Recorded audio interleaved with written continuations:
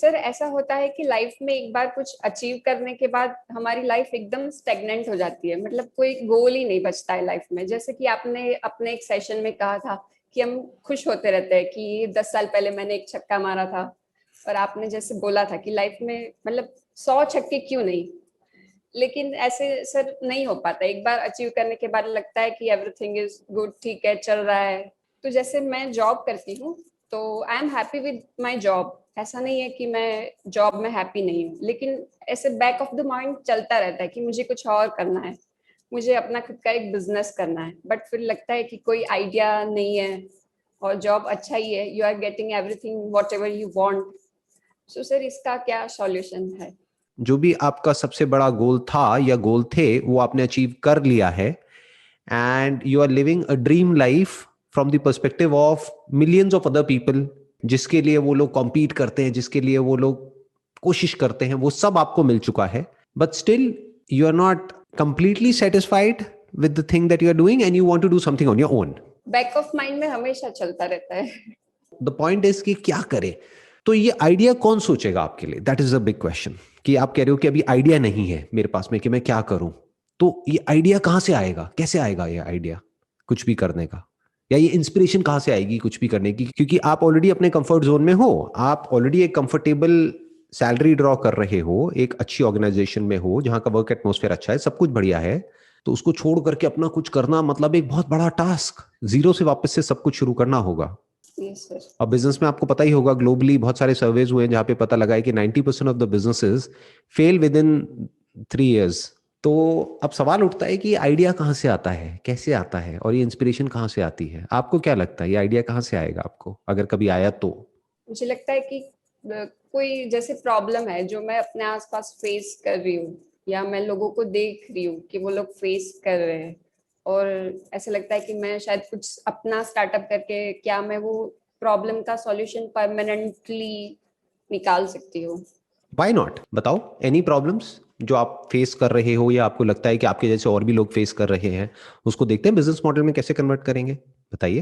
Business model में अभी business को छोड़ दीजिए, आप बस वैसे ही सोचिए कि क्या क्या प्रॉब्लम्स हैं जो आपने फेस करी है, या क्या क्या आपकी नीड्स हैं जो आप कहीं ना कहीं से पूरी कर रहे हैं, और जिसको सोच करके आपको पैशन आता है कि हाँ मैं शायद इससे मिलता जुलता कुछ कर सकती हूँ या ऐसा कुछ कर सकती हूँ।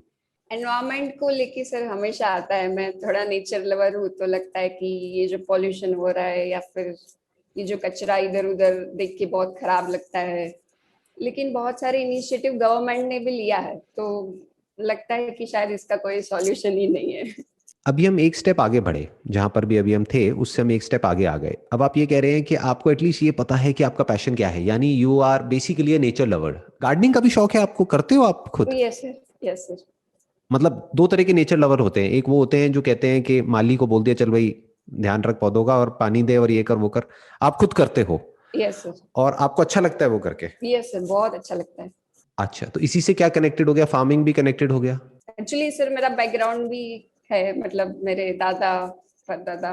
उन्होंने फार्मिंग करी हुई है, तो आपको मतलब आपकी फैमिली में कुछ लोग होंगे जो शायद अभी भी फार्मिंग कर रहे होंगे दूर रिलेटिव्स में इधर उधर। Yes sir.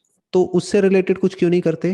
कहते हैं ना, रोटी कपड़ा मकान, ये तीनों चीजें ऐसी हैं जिसकी जरूरत कभी भी खत्म नहीं होगी, मतलब जिसकी नीड कभी भी खत्म नहीं होगी। बिजनेसेस आएंगे और जाएंगे, लेकिन जो फूड से रिलेटेड बिजनेस है वो तो हमेशा रहेंगे ना, खाना तो चाहिए ही ना, तो कोई तो उस नीड को पूरी करेगा। और आजकल सर ये भी होता है कि मतलब जो वेजिटेबल्स एंड फ्रूट्स है वो अच्छे क्वालिटी के मिलना बहुत मुश्किल है। अब हम एक स्टेप और आगे आ गए, ऐसे ही धीरे धीरे एक एक करके हम स्टेप आगे बढ़ते हैं, इसको बोलते हैं बेबी स्टेप्स लेना। अभी आपने कहा कि मैं नेचर लवर हूं, अब आप कह रहे हो कि एक बड़ी प्रॉब्लम है कि हमको ऑर्गेनिक फ्रूट्स और वेजिटेबल्स मिलना बड़ा मुश्किल है, जो मिलते हैं वो सब बहुत ज़्यादा उसमें पेस्टिसाइड्स होते हैं, बहुत ज़्यादा उसमें मिलावट होती है और वो हेल्थ के लिए अच्छा नहीं होता है। और जो लोग बहुत सारे ऐसे भी हैं जो ऑर्गेनिक कह करके बेचते हैं, लेकिन एक्चुअल में वो ऑर्गेनिक नहीं होता है, क्योंकि किसको पता है कि वो ऑर्गेनिक है या नहीं है। कुछ जेन्युइन भी होते हैं, बट ऐसे बहुत सारे लोग हैं जो पैसे के लिए मैनिपुलेशन करते हैं, यानी कि ऑर्गेनिक कह करके नॉन ऑर्गेनिक बेच देते हैं डबल रेट में या ट्रिपल रेट में। तो क्या हो अगर आप ऑर्गेनिक फ्रूट्स और वेजिटेबल्स, जो कि बेसिकली एक नीड है हर बच्चे की, हर बड़े की, हर इंसान की, चाहे आप कहीं भी रह रहे हो, वहां पर जेन्युइन एक नीड है, उस नीड को अगर आप पूरा करो तो with proper certification, with proper testing, with proper way of certifying कि ये सिर्फ नाम के लिए ऑर्गेनिक नहीं है, एक्चुअल में ऑर्गेनिक है, with your story behind it कि देखो she is the founder of this particular venture and she is so passionate about it कि एक एक चीज को आप खुद करते हो वहां पे मैनेज। आप कहाँ रहते हो? आप किसी मेन सिटी में रहते हो या मेन सिटी से थोड़ा सा दूर रहते हो? मेन सिटी से थोड़ा सा दूर, अराउंड 100 किलोमीटर्स। तो ये एक बहुत बड़ा एडवांटेज है आपको, शायद आपको खुद को भी पता नहीं है, क्योंकि मेन सिटी से दूर का मतलब क्या कि वहां पर लैंड बहुत सस्ती है। कहाँ रहते हैं आप? Khambhat, 100 kilometres from Ahmedabad and 75 kilometres from Vadodara. तो ये अब एक बहुत बड़ा एडवांटेज है, क्योंकि अगर आप कहते कि मैं अहमदाबाद में रहती हूं या मैं मुंबई में रहती हूं या मैं दिल्ली में रहती हूं, तो ये जो आइडिया जिसकी अभी हम बात कर रहे हैं ना, ये करना ऑलमोस्ट नेक्स्ट टू इम्पॉसिबल हो जाता है, क्योंकि वहां पे लैंड बहुत महंगी है और अगर रेंट पे लेकर के आप कुछ करते हैं तो बहुत महंगा है। तो आपको पूरा ही अपना जो बेस है उसको शिफ्ट करना पड़ेगा, अपने घर को शिफ्ट करना पड़ेगा। तो वो एक बहुत बड़ा टास्क हो जाता है बहुत सारे लोगों के लिए। बट आप अभी ऑलरेडी जहां रह रहे हैं उसके आसपास में, मतलब 10 किलोमीटर के रेडियस में आप देखेंगे बहुत सारी फार्मलैंड है जो कि अगर आप रेंट पे लेते हैं या खरीदते भी हैं तो बहुत ही रीजनेबल अमाउंट में आपको मिल जाएगी, छोटी सी फार्मलैंड से अगर आप शुरू करते हैं तो।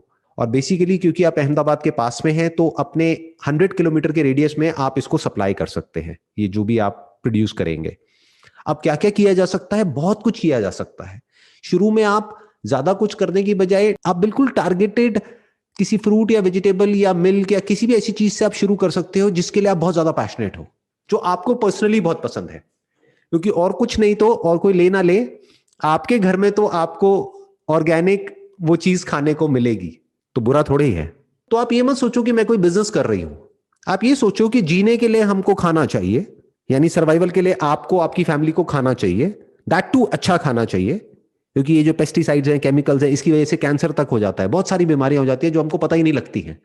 तो what you need is a regular supply of fresh fruits and vegetables for your family and your relatives and your friend circle. अगर आप ये काम करोगे तो आपकी फैमिली में और आपके रिलेटिव्स में और फ्रेंड सर्कल में कितने लोग होंगे जो कि कहेंगे कि हम आप पे ट्रस्ट करते हैं कि अगर आप कर रहे हो तो अच्छा ही होगा, आप हमारे को भी भेज दो, we will buy it from you. कितने होंगे ऐसे? So many sir.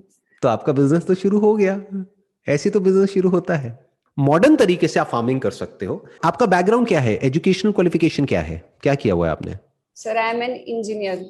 बहुत बढ़िया। तो अपनी इंजीनियरिंग की जो पढ़ाई आपने करी है और जो आपके पास में नॉलेज है उसको यूज करो, because it is about engineering. Right sir. Farming is more about engineering rather than farming, कि आप उसको लेटेस्ट जो टेक्नोलॉजीज आ रही हैं उसको यूज करके किस तरीके से आप इस प्रॉब्लम का सोल्यूशन निकाल सकते हो। क्योंकि ऑर्गेनिक में प्रॉब्लम क्या होती है, कीड़े लग जाते हैं बड़ी जल्दी, इसीलिए पेस्टिसाइड्स और उन सब का यूज किया जाता है। तो अब आपके लिए एक बहुत बड़ा चैलेंज है कि ऑर्गेनिक देना है लेकिन कीड़ों से बचाना है। तो अब ये यहां पर आपका एक इंजीनियर का दिमाग काम आएगा, and you are creating something which is of use not just for you but आपकी फैमिली में, आपके फ्रेंड सर्कल में, और ऐसे बहुत सारे लोग जिनको आप नहीं भी जानते, ऐसे हजारों लोग, उनकी फैमिली के लिए, उनके बच्चों के लिए आप एक एक्चुअल में बहुत अच्छा काम कर रहे हैं। तो आप अपनी एक वेबसाइट बना सकते हैं जहां से आप डायरेक्टली इन चीजों को सेल भी कर सकते हैं। प्लस बहुत सारी ऑनलाइन प्लेटफॉर्म्स हैं, उनके थ्रू भी सेल कर सकते हैं, उस पर भी ये वाले ऑप्शंस अवेलेबल हैं। बहुत सारे ग्रोसरी स्टोर्स हैं ऑनलाइन, वहां से भी कर सकते हैं। और इसका रिक्वायरमेंट कभी खत्म नहीं होगा। मतलब ही नहीं, कभी खत्म हो ही नहीं सकता। इसको एक स्टेप और आगे बढ़ाते हैं। आपकी फेवरेट फ्रूट्स और वेजिटेबल्स क्या हैं जो आपके माइंड में आ रहे हैं कि अगर आपको लगे कि ये अगर मैं खुद प्रोड्यूस करूं अपने हिसाब से तो मैं इसको खूब खा सकती हूँ? वेजिटेबल में लाइक ड्रम स्टिक्स और भिंडी, ये सब पसंद है। लेकिन इसके लिए क्या करना होगा? अपने कंफर्ट जोन से बाहर आना होगा। आपको कहते हैं ना, अपने हाथ गंदे करने होंगे, यानी फील्ड पे उतरना होगा। यस। वो हम ज्यादातर लोग नहीं करना चाहते, क्योंकि सोचो वहां पर जब आप काम करोगे, क्योंकि खुद शुरू में थोड़ा तो इन्वॉल्व होना ही पड़ेगा, पूरी तरह से आप लेबर के भरोसे नहीं छोड़ सकते हो। तो धूप है, बारिश है, कुछ भी है, किसी भी तरह का वेदर है, आपको वहां पर फील्ड पे जाना है, करना है। तो अगर तो आप पैशनेट हो एक्चुअल में इस सबको लेकर के, कि एक बीज से लेकर के फाइनल जो प्रोड्यूस है वहां तक का जो पूरा प्रोसेस है उसको आप मॉनिटर कर रहे हैं और फिर उस प्रोड्यूस को आप एक्चुअल में डिस्ट्रीब्यूट कर रहे हैं, if you are really passionate about all of this, तो बहुत कुछ किया जा सकता है। There is no limit to what you can do. और जरूरी नहीं है कि इसमें आप खुद ही अपनी फार्मलैंड लें या खुद ही वो करें, आप फार्मर्स से टाइप भी कर सकते हैं। जिनके पास में ऑलरेडी लैंड है। फॉर एग्जाम्पल वो कहते हैं कि हमारे पास में 10 एकड़ लैंड है, तो उनसे पूछो आप कितना कमाते हो, तो अब वो कहेंगे कि बेसिकली इस लैंड पर हम ये प्रोड्यूस करते हैं और साल का हम इतना कमाते हैं। तो आप उनको बोलो कि जितना आप कमाते हो उसका 20% ऊपर मैं आपको देती हूं। आप पहले से अपनी कैलकुलेशंस कर लो कि अभी वो वहां पर ये प्रोड्यूस कर रहे हैं, इस वजह से वो इतना कमा रहे हैं, अगर ये ना करके मैं ये प्रोड्यूस वहां पर करती हूं तो मैं इतना कमा सकती हूं।